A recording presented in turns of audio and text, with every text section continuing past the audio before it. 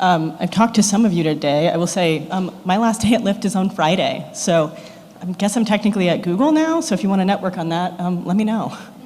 But yeah, I'm going to be talking to you about religion, about God, something we don't talk about very often in tech, and I hope we can start to talk to you a heck of a lot more.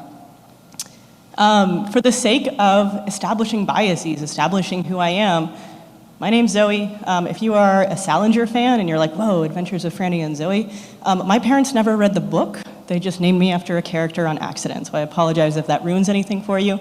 There is a whole article written about why that should have been my name, but who knows? I'm really big on diversity, equity, and inclusion. I started Lyft's associate program, which is specifically targeting at bringing new folks into our field. So this is certainly something, or a piece of something that's very important to me in my work.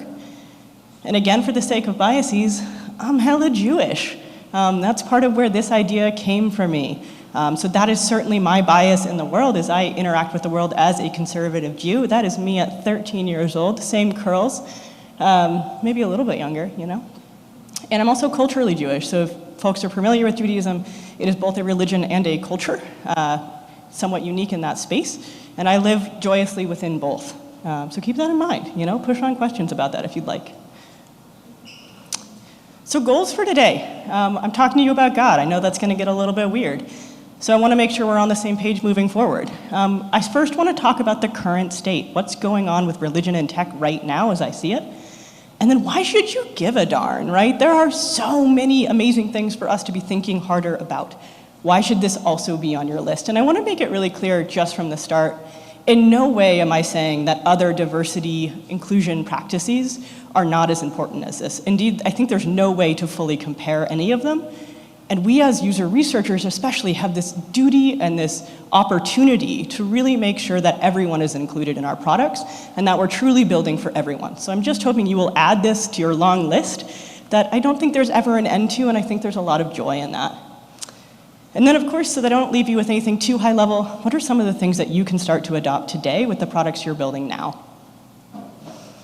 And if you take one thing away from today, all I hope is that you start to think about religion a little bit more, about how it affects how people think, behave, and interact with the products that we build. You may or may not agree. I love disagreement. We can debate this all day, but at least start to think about it. That's all I'd like. And hopefully start talking to your team back home. Researchers, again, we have this huge duty to the world, but hopefully we start to bring it to everyone's attention. We can only do so much. We can only bring so much of that burden ourselves, but our designers, our product people can also start with these conversations. So I hope you start talking. So what's going on with the current state? I'm going to be cheesy. I'm going to have you raise your hand. Raise your hand if you were raised with religion. So at some point you said, I am X. Awesome, okay, about half of folks. And what if you're currently more secular than you were growing up? About half of folks.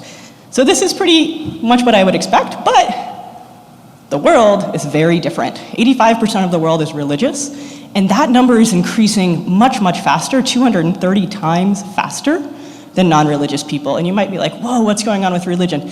Not a lot. Religious people have more babies than secular people.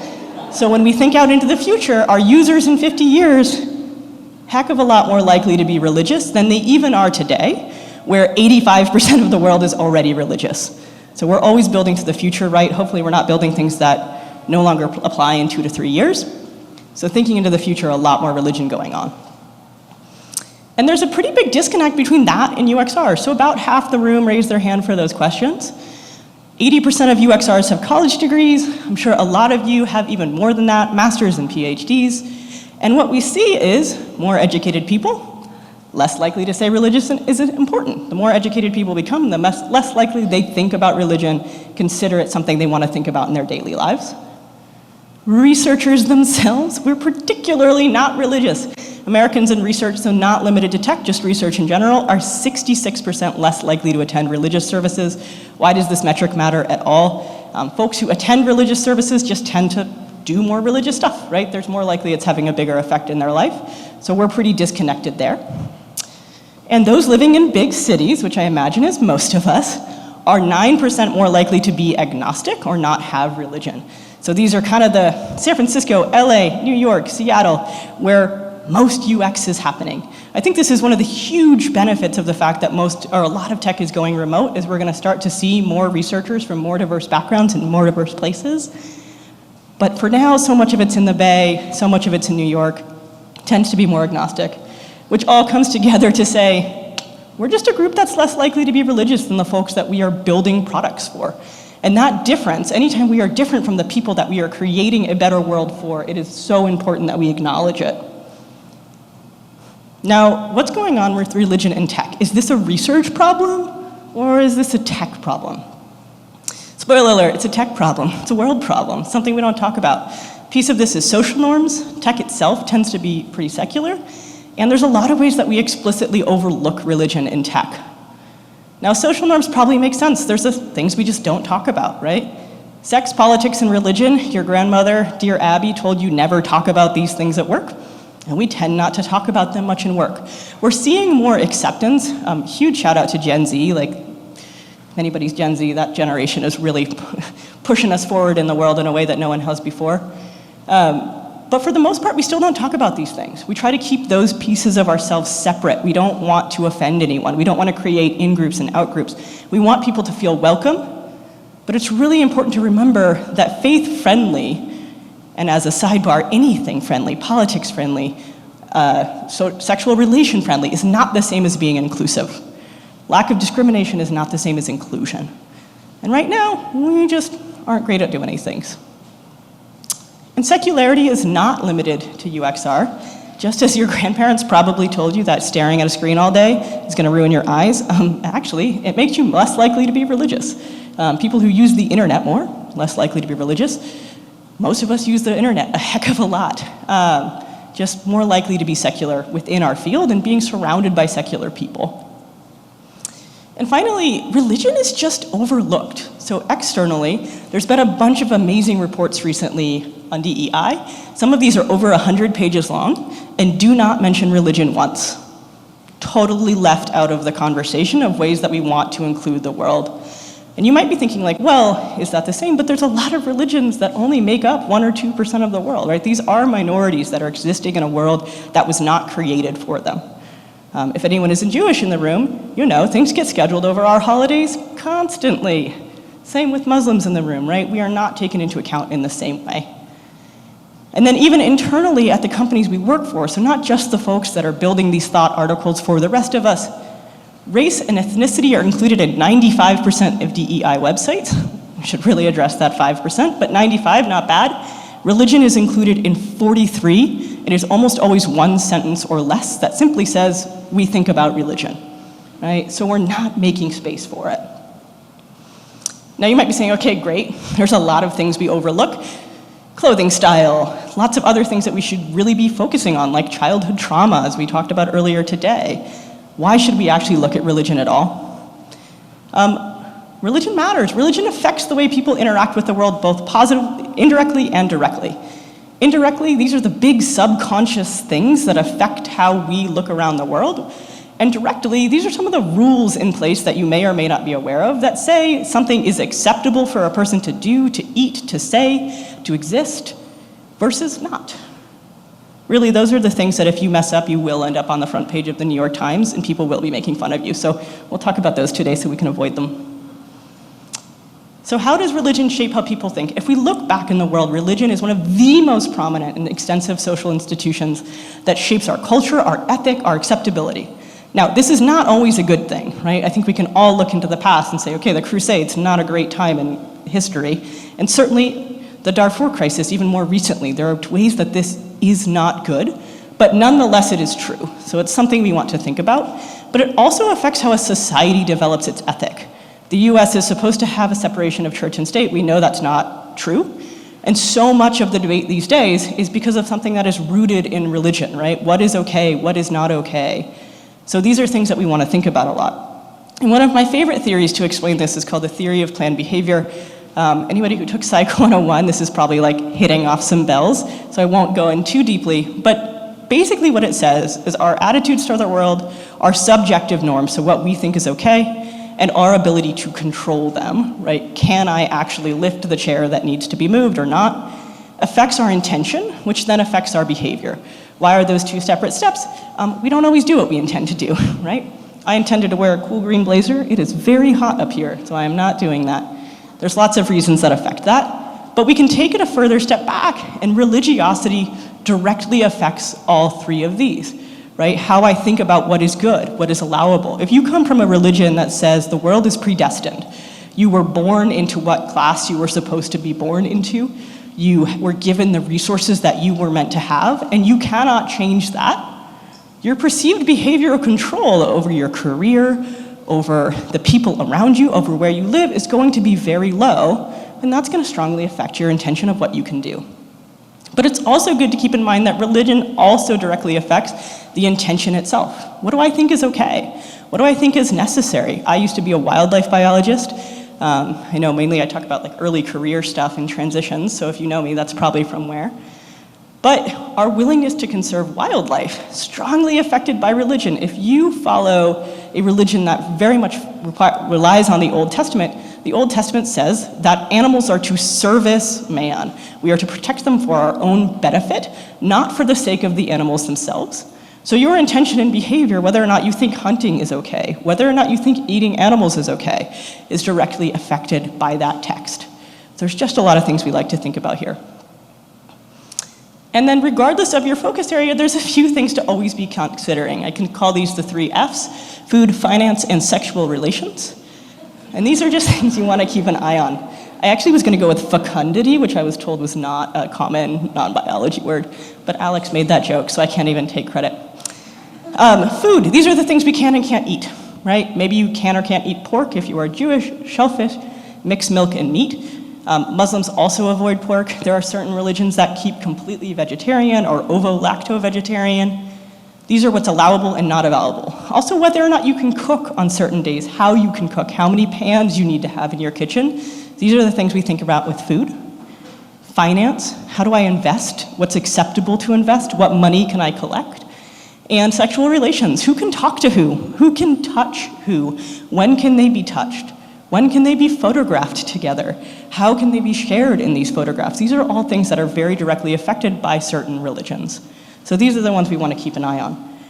But some of these you're probably like, okay, I kind of knew this. I knew the pork thing. I knew the shellfish thing. I've had somebody tell me that. What about the things we haven't thought about? Like, why am I asking you today not to just read these rules, not to just send you home with a giant checklist that says, does your app do A, B, and C? But what are the things that really get us thinking about the world more broadly? And it's that religion really does shape the way we think, and here's some fun ones. Money. Religious people are more likely to save money than non-religious people. Catholics, less likely to invest in stocks. I guarantee you there's a Catholic in the audience that's like, actually, I have an amazing stock portfolio. That's gonna be true throughout, right? The rule or the trend is not the rule, and that is okay. But these are the trends that I want you to start thinking about. Conservation, this is actually my research. If you wanna read a very boring paper, let me know. Non-Christians are more likely to be interested in conservation of wildlife than Christians, especially when they're ugly. So if you want to preserve a very ugly creature like a mussel, like the little shellfish, focus on non-Christians. More likely to actually want to give you money for that. Tech adoption, a little more direct for us. Religious people are less likely to adopt online dating portfolios and technologies. Evangelicals, most likely religion to be early adopters. There's actually a ton of evangelical technology that's been developed in the last 20 years for how they incorporate it into church. And in general, they've become very good early adopters. So if you really want to get new people, find some evangelicals. And finally, health. I think this is one that's on our mind a ton. Regardless of your religion, the more religious you are, the more likely you are to be vaccine hesitant. So when we think about how do we get this whole nation to be vaccinated, or the world to be vaccinated, taking in religiosity to change those behaviors is gonna be really important. I'm hoping at least a couple of these surprised you today, that you're like, oh, wow. And these are just the things that have already been studied.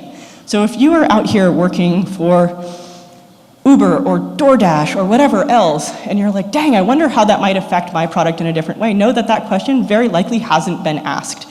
So this is just your invitations to start to ask these questions. Now, We've done a lot of research in the world. We have amazing tech products that really haven't yet taken into religion. What happens if we continue to be tech neutral? And what happens if we start to be religion positive? Let's talk about food. Food is one of the biggest ones we talk about a whole lot. Hindus tend not to eat meat. There's no global vegetarian settings on a lot of the apps that we use. So if I wanted to be more Hindu friendly, I could say only show me vegetarian restaurants. And I'm sure there's a vegetarian or two in the audience going, wait, I want that. This is awesome, right? When we design for extremes, we tend to design better for everyone. So it's not just religion that you're building for. But we could have global vegetarian settings that might be more inclusive of those religious practices and might also include things like what kind of oil is it cooked in? What kind of process goes into the cleaning of these items? So that I can say, is that truly vegetarian by my standards? Is that truly pork-free by my standards? Whatever that might be for that individual. And then there's things to think about even less directly. So Jews observe something called the Sabbath, which from sundown on Friday till sundown on Saturday, you don't do any work. And for very religious people, that means you literally don't turn on and off lights. Fun fact to take home with you, some people have what's called a Shabbos goy, which is a non-Jewish person that you keep around to do these things for you on the Shabbos. Elvis Presley was a Shabbos goy as a child. World's most famous Shabbos goy. But some of the ways that comes to light is that you can't pay for anything on the Sabbath. Some Jews might be allowed to accept food, but they can't pay. So pre-order systems on all of these apps do not charge you until the food is on its way to your house, which might be on Shabbos. So if you wanted to make a more Shabbos-friendly version of this, you would make sure that it pays before the Shabbos, right? Charge me right when I order it versus when it's actually coming. And these are just the indirect ways that we can start to think about ways to just make things a little bit better, a little bit more inclusive. Investment portfolios. This is one we're starting to do better on, so I did want to share a win. Muslims do not ban the practice of something called riba, which is the gathering of interest on loans. Now, this is not to say that Muslims are not allowed to invest broadly. Lots of Muslim financial institutions in the world, but you cannot collect interest on a loan. Similarly, religious Jews not allowed to collect interest from other Jews, but are from other folks. You have to enter into a partnership if it's a fellow Jew, which is interesting. But they're starting to see banks and portfolios that are built specifically so that Muslims can invest and know that they are not violating these laws. And that's so important to keep in mind, because if you think about some of your broader portfolios, they might have 24, 25, 30 companies in there. So how do we make sure every single one is set and acceptable for Muslims? We make these friendly portfolios. Now, specific Muslim banks, obviously, you're like, great, okay, I'm glad they exist. But that shouldn't be the responsibility of only those banks, right? Citibank, US Bank, all of these banks should be thinking about ways that we can make this better for everyone. And that's just a heck of a lot more customers too, right? It's good for the bottom line. And finally, dating apps, that final F. Couple of ways that we want to think about this that probably came to your mind when we first said, hey, let's talk about God in this UX setting. Dating is hard, right? Like, religious or not, dating sucks. Finding people that align with your values, finding people that align with what you want to make in the world, not the easiest. And if we think about things like religious profiles, so there's a number of like Muslim dating apps, Jewish dating apps, Hindu dating apps, they might have different privacy pieces in place. When are photos shared? Who else is involved in that? There might actually be an external matchmaker that knows your families. There might be ways that you remove people from your local neighborhood or who go to the same shul or the same religious areas that you do so that you're not violating any social contracts. But we can also think of not like secular apps. Grindr is, I think, the one that comes to mind most often. We've had some really, really awful things happen in the Middle East right now where you have formal and informal crackdowns on apps to prevent their use that have resulted in the murder of people who do not deserve to be murdered, which of course is everyone, but simply being on the app is an exposure risk. So if we want to think both about Grindr, but also about iOS, let's start to let people change iconography. Let's start to let people change what they call an app. Additional password protections later in the flow so that photos that are shared are only shared with the person that it is meant to be shared with. These are ways that we can start to just think about making things more inclusive, more welcoming, and safer for everyone. So hopefully I've convinced you that this is at least something we should start thinking about.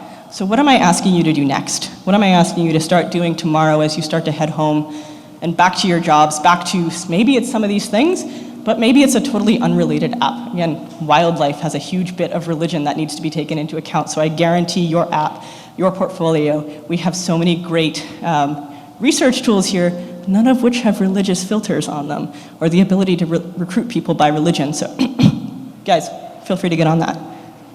But what's next? First, start talking. Have these conversations.